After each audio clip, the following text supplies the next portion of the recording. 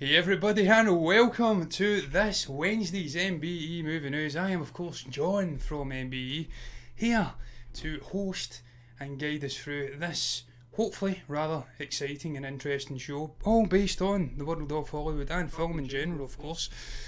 I've got an array of topics today guys, whether any of them are of any interest to anybody out there, only time will tell, but let's go down the rabbit hole, shall we, into the first topic, the headline, which as you've probably gathered if you've clicked on it, is all about Star Wars and the sequel trilogy and Disney and Lucasfilm as a sort of umbrella company under Disney, potentially looking to reset the entire canon, for lack of a better phrase, and potentially erase the sequel trilogy out of existence. Now, I've pondered the question in the headline, are they really about to remove it out of existence? And I will answer what my thoughts are on this and why I feel that this is unlikely, because sadly we still have Kathleen Kennedy as the president of Lucasfilm, and sadly we still have the likes of the sycophants, the likes of Pablo Hidalgo and whatnot, who are in charge of Canon at Lucasfilm, who have been pushing this sort of storyline that we did see in the sequel trilogy. I look incredibly close incidentally, so I'm going to quickly just pull this camera back just a little bit guys, because I look so close and I'm not a face that should be zoomed in that closely. But I digress. It's all coming from Doomcock on YouTube. This actual article that I popped this little news story up from is coming from cosmicbook.news. So Doomcock is also a well-established YouTuber. He speaks about Star Wars a lot, he speaks about Marvel a lot, and he goes in with apparently sources and tells us what's going to happen in advance, and he's been propagating this rumour that they are indeed looking to reset the entire thing at Star Wars, that obviously armed with the knowledge that half the fan base and perhaps more absolutely despise the sequel trilogy and everything within it, and the handling of the legacy characters, the likes of Luke Skywalker, Leia to an extent, and Han Solo. They will never accept this, so maybe, just maybe, they are pondering the potential resetting of the entire thing. Now, as I did say, I don't think this is the case. I don't claim to have sources at Lucasfilm, like perhaps Doomcock does. I know nothing. I am some plebeian on the internet, on YouTube, just giving my views. But I just don't see it happening, because Kathleen Kennedy has an agenda. She's still the head of Lucasfilm, and I just do not for the life of me see her relinquishing her work at Lucasfilm. This is everything that she created. This is her legacy in Star Wars. George Lucas, love him or hate him, had the original trilogy, one of the greatest trilogies ever put to film.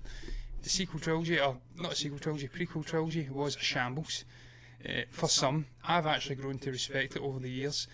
I still to this day really enjoy Revenge of the Sith, but the sequel trilogy for me is an unmitigated disaster. If you've been watching our channel at all, me and Stephen speaking about it, then you will know what my thoughts are on it. I think it's a discombobulated catastrophe, just at storyboarding level, not even as it gets to cinema. Storyboarding level, it's a catastrophe. It deserved to be aborted before it even started.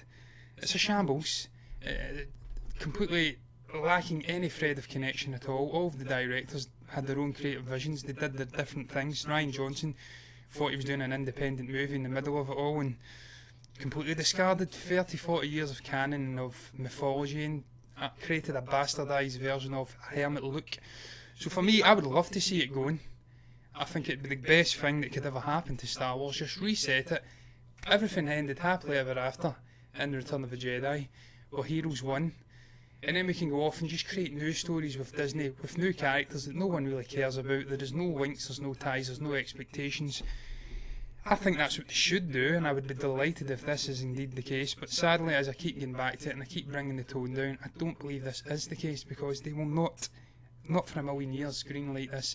The likes of Bob Iger, Disney, look, as I said, Kathleen Kennedy, Pablo Hidalgo, or maybe even Dave Filoni. What's the other one? Alan Horner. They've put way too much money into this. You're talking $750 million probably in cumulative sort of budgets for these three movies. They ain't going to throw that away. There's too much blood, sweat and tears. And look, part of me says that it would be a shame to lose some of the more interesting characters from the sequel trilogy. Even though it's a bastardised Frankenstein monster of a trilogy, it's discombobulated. It has no sort of thread throughout one to the other. There is no continuation of the story. These characters don't really go anywhere from start to finish.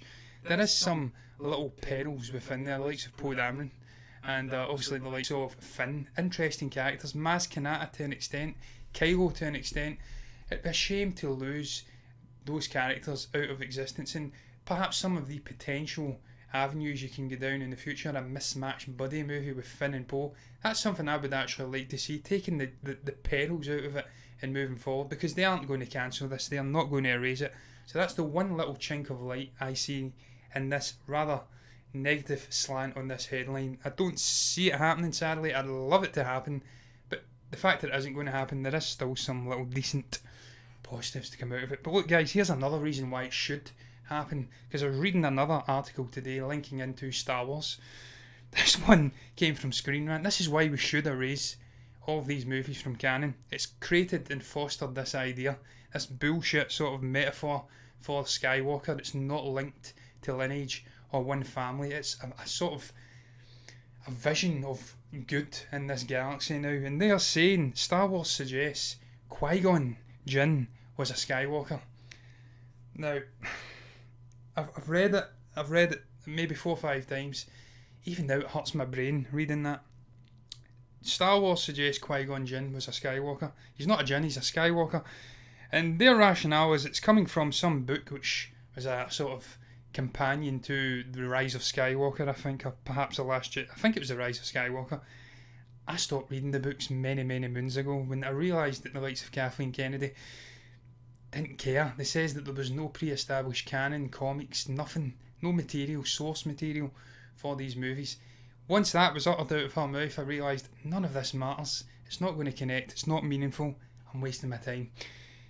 This comes from one of these books though, and it's something about, I like the idea, this actually held that Hidalgo speaking about Skywalkers and Rey. I don't care about that, I don't care about Rey. It was essentially saying that while he may not be a Skywalker by blood, Qui-Gon shares a deep connection to my family's history through the Jedi Order. This was Luke saying this in this book, and therefore by implying that he is a Skywalker in a sense, like Rey at the end of The Rise of Skywalker, she assumes a name which is not hers. Terrible, man. Terrible. It's shiting upon all of the hard work that George Lucas put into this franchise, and I do not want to see this being a concept being taken forward into future movies. We have complete non-entities assuming the Skywalker name. This is why, in a perfect world, we would see the sequel trilogy being erased from existence. But look, as I said guys, not going to happen sadly. I don't believe so. I hope Doomcock is right and it goes and it's gone with the wind. Dirty name that, I shouldn't say that. But look guys, I'm going to move on to the next topic, man. I've done speaking about it. We used to speak about Star Wars every Friday.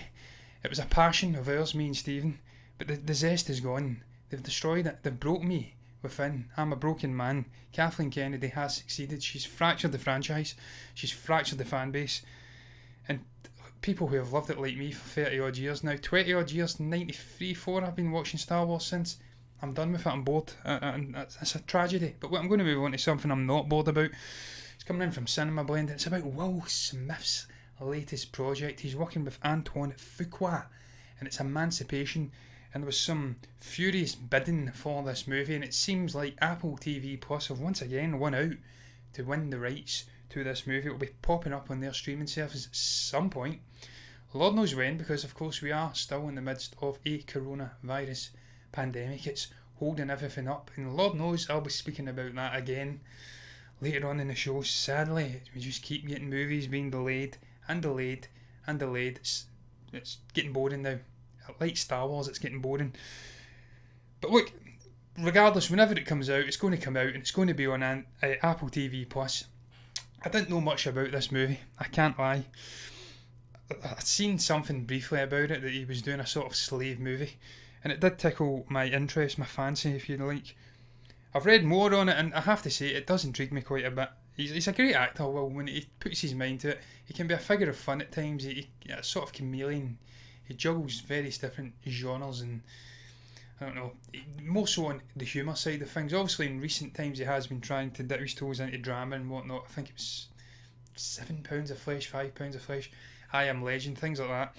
And he can do it. He can do it very well. He's a good actor. So I'm intrigued to see him balancing the drama side of things with a sort of spurts of action.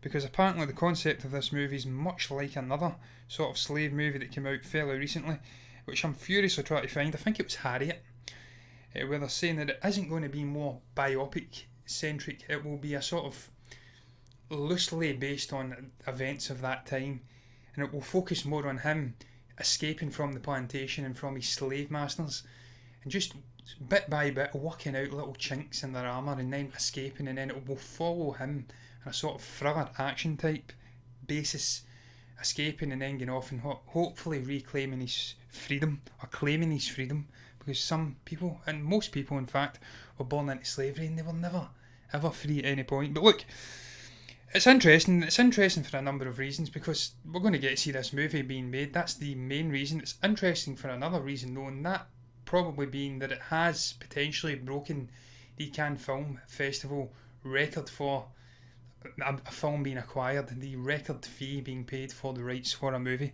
This could potentially have broke it, $150 million to acquire the rights to this movie. And again, I think that just speaks about Will Smith. He's gold at the box office. People love him. He's got a huge following. We've seen this man speaking about how he goes to Africa in the midst of the desert, and he gets recognised by people who shouldn't have access to TVs. So this man is star. He's power. He has star power. I've combined the two. That's correct. And he's trusted at the box office to earn the money back. So that's simple. We're not worrying about that with Apple TV Plus, John. You're talking nonsense. But he's trusted to bring in perhaps new people to this streaming service. And look, you look at some of the other movies that this service has picked up recently. We've got a Tom Hanks military thriller, Greyhound, was acquired by Apple TV Plus. We've got the next Martin Scorsese and Leonardo DiCaprio movie, The Killers of the Flower Moon, picked up by this service. And this is something we're going to see growing exponentially over the next few years, with some movies perhaps not getting stints at the box office like they did prior to coronavirus. You will see better and higher calibre movies being picked up for these streaming services, and with the demand and the sort of competition between Netflix and Apple and obviously Amazon and HBO Max and Lord knows what else, I think CBS have got one as well, you're going to see more and more and more great movies going on these services. And it's good for all fans of film, because we'll still get to go and see the likes of Nolan in the theatres, but we can sit happily in the comfort of our own homes and watch great movies from the likes of Fuqua and Scorsese, and starring the likes of Tom Hanks and Leonardo DiCaprio and Will Smith. I think this is where the future is for cinema in a lot of respects, and this just keeps hammering it home. The calibre of directing and acting talent these streaming services are picking up. I'm excited for it, man. I'm excited to see how the movie's going to play out. It's probably a long way off still, sadly. I think we'll probably be looking. My dog is scratching furiously here. It probably will be getting picked up by the mic. I do apologise. But look, I don't know when it'll come out, essentially. It's going to be a while away yet because of this whole coronavirus nonsense. But look, guys, staying on the subject of coronavirus, The Conjuring 3. I have got this one from Screen Rant, and they're saying that the release date may be delayed to 2021. I'm seeing comments there. It's from the Movie Burner account. I'm hoping the audio is okay, because Lord knows we've had so many issues. Sometimes I sound like Major Tom in that spaceship floating in a can above the moon. It's very echoey. Hopefully that's not the case just now, guys. But look, this disappoints me tremendously, because whilst I've shat upon the Conjuring greater franchise, the likes of Annabelle and talks of what the hell is it, Slender Man or something, and all the crap they've been churning out just based off the fame and the if I can riff here, pardon me, sort of I don't know, just the foundation of the Conjuring franchise. They've built upon it with just a whole array of shite sequels, and not sequels to The Conjuring, but Annabelle, just crap. That aside, I've still thoroughly enjoyed the Conjuring movies when I've watched them, the first and the second one. Obviously, James Wan was involved in them. I believe he's not involved in this upcoming third movie, but you have the Warrens there, and they lend a certain degree of authenticity to these movies, because they are based on real people, first and foremost. It's not a sort of chuckling Annabelle doll, which is just crap. These people actually existed. It's based on real hauntings, 9 times out of 10. And that's why I like the Conjuring movies, and they're just better. They're better created, they've got better scares, they're just better, period, than The Nun and all that other crap. So this disappoints me tremendously, tangent aside, that this movie is being pushed back. I was looking forward to seeing it. I was looking forward to seeing the Warrens coming back. Of course, Patrick Wilson and Vera Farmiga, if I'm correct. I hope I am. Coming back, and it looks as though it's not going to happen. It's going to be pushed until 2021. And it's tremendously disappointing. And again, it's just this goddamn coronavirus. It won't go away. It's just haunting us film fans. It's haunting everybody, really, all over the world. And it just keeps continuing on and on and on. We're into July now. It's been 100 odd days now. We've been in lockdown of some sort over here in the UK. And of course, the theatre chains have pushed back all the reopenings too. And as an aside to the Conjuring 3 as well, they are now suggesting that Mulan and Tenet and other August releases could be further delayed, pushed to September. And the more and more that this continues on and we see delays of the likes of Mulan and Tenet, I think the more and more it seems realistic that we will not be seeing any big blockbuster movies in 2020. If this just keeps dragging on, we keep seeing more and more delays to theatres being opened, more and more delays to big movie releases. We're running out of time. We only have a shorter period of time within this year now to get all of these blockbuster releases out. We've got Godzilla and Kong, I think. That may have been pushed to next year if I'm not wrong. We've still got James Bond in there, No Time to Die. Wonder Woman 1984's hanging around, Dune's in there, Tenet's in there. We're running out of time, we're running out of slots for these movies to be delayed into. And it's just thoroughly depressing. But back to the Conjuring 3, I'm not entirely sure what this movie's about. In all honesty, it says the devil made me do it. I've not actually studied it hugely. I'm aware that it is wrapped and that it was set to come out later this year. I know the first one was based on the what was that based on again? The one with the little boy haunting the family in the sort of Midwest southern state. I can't recall it. It's shocking. It's one of the most famous hauntings in the history of humankind. But it was based on that one, Amityville, I think it was. Or was it? I'm not sure if it was Amityville. I may be wrong. Perhaps you can comment below if you're a big Conjuring fan and let me know. I know it had the witch hanging off a tree or whatever, or the woman. I think it was Amityville. The second one was based on a real life haunting in Yorkshire, in England, over here in the United Kingdom. So I presume they're continuing that theme and it will be based on a real life haunting somewhere. Perhaps someone claiming they were possessed by the devil. But whatever it is, man, I've got faith that they will get it right. As I says, the Conjuring franchise, the actual movies based on the Conjuring, the Warrens, not the spin-off crap, have usually been gold. They've usually been pretty damn good. Great little horror movies. I've really enjoyed them. And I'm sure that I will enjoy this one by the time it comes out. And hopefully it will come out next year. And hopefully this goddamn nonsense with this pandemic will be gone by next year. Hopefully we don't get any further delays to Mulan and Tenet into September and beyond. Because Lord knows if it gets delayed to September, I'm getting the fear that it will not be here at all this year. But look guys, I'm going to move on to the fourth topic in tonight's show. This one's all about Christopher Nolan. I was speaking about Tenet, I was speaking about Nolan. He's been in the news over here, I presume most places in the world. And it's been based off, I think, an Anne Hathaway interview where she was speaking about her experiences on, I think, The Dark Knight Rises and, God, what was the other one she was in with him? Oh, I can't even recall. She was speaking about her experiences anyway on his movies, and she says that he didn't allow seats on the set in any of his movies. That's annoying me that I can't recall the other movie that she was starred in with him. It was Interstellar. I keep forgetting she was in that. She played the doctor that went with Matthew McConaughey, of course she did. Or the scientist. And he has been saying, or she's been saying I should say, that he didn't allow seats on the set. And of course this stirred up the hornet's nest on social media, Twitter in the main. And they were getting into Christopher Nolan about how he's this sort of slave master and he's treating his actors like crap and he's not allowing them to sit down. It's absolutely shocking. Why is this horrible person doing this? And then obviously this is spread like wildfire, and we've had Nolan himself come out and have to set the record on this ridiculous nonsense. And he says, and I quote, "For the record, the only things banned from sets are cell phones, not always successfully, and smoking very successfully." The chairs Anne was referring to are the director's chairs, clustered around the video monitor, and allocated on the basis of hierarchy, not physical need.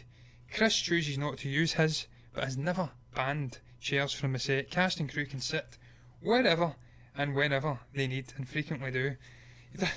And she actually says, which the nonsense that started this was, he doesn't allow chairs, and his reasoning is if you have chairs, people will sit, and if they're sitting, they're not working. I mean, he has these incredible movies in terms of scope and ambition, and technical prowess and emotion. It always arrives at the end, under schedule and under budget. I think he's onto something with the chair thing. I think he is as well. I actually like the concept, I like what he's speaking about. Look, I'm a lazy shit, and if I've got a seat, and I'm able to use that seat, 9 times out of 10 I will use the seat, even though I don't need to use the seat. And he's right. In these frenetic settings, behind the scenes, on these big blockbuster releases, you want to keep the efficiency level as high as possible. You want to have these actors at their A game, on it all the time throughout the day. It's long days. And he says that they allow seats anyway, so it's all nonsense. I trust Christopher Nolan. I'm not saying Anne Hathaway's a liar, she isn't, but he's right. I don't see why this has caused such a big hullabaloo on social media, on Twitter. He's not a slave master, he's just doing something that works for him, and it's worked for him tremendously well. This guy is one of the best directors in modern day history. He's had, 11, 12 movies, and going all the way back to the late 90s. I want to say it was perhaps, God, there's always one I miss. It wasn't Insomnia, there's one prior to that, I'm sure.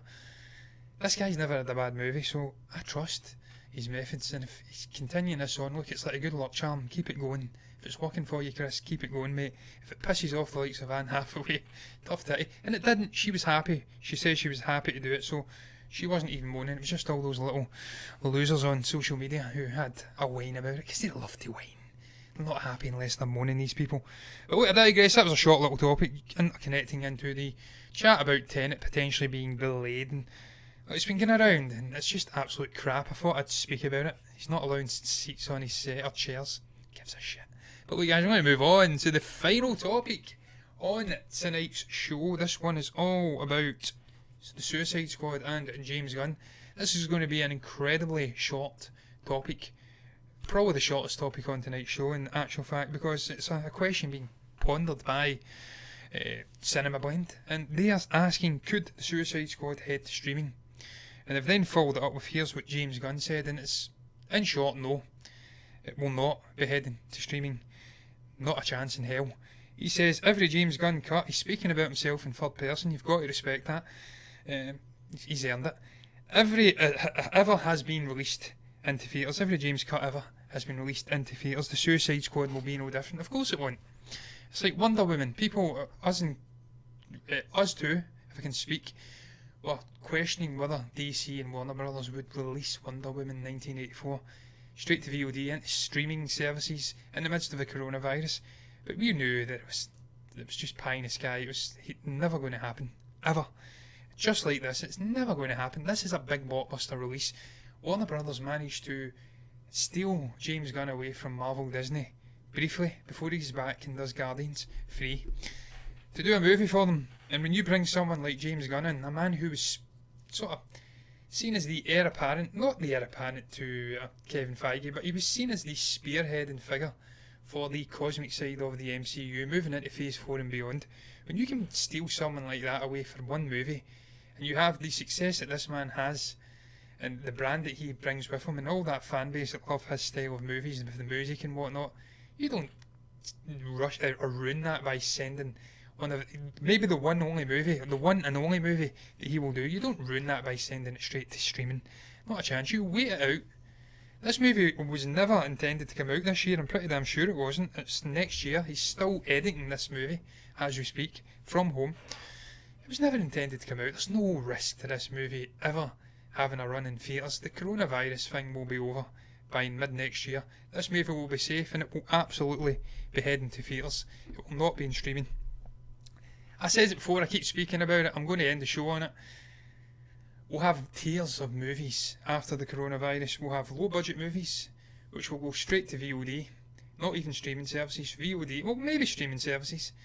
You will then have mid-tier movies, mid-budget movies, which will go to streaming services later on, but mostly VOD for rental. We're already seeing it with You Should Never Have Left, or You Should Have Left, that Kevin Bacon movie. That's what's going to be happening with mid and lower tier movies after coronavirus. The older movies, the bigger budget movies I should say, will be releasing in theatres as normal, and they will be earning the big money as normal with their stints after coronavirus. That's just the reality, and the Suicide Squad is a big release. It's a big budget release. They ain't going to release it in theatres, guys. Never in a million years of Mondays. But look, guys, I'm done. I'm done speaking about that topic, and I'm done with the show in general. What do you make about the Disney Star Wars stuff?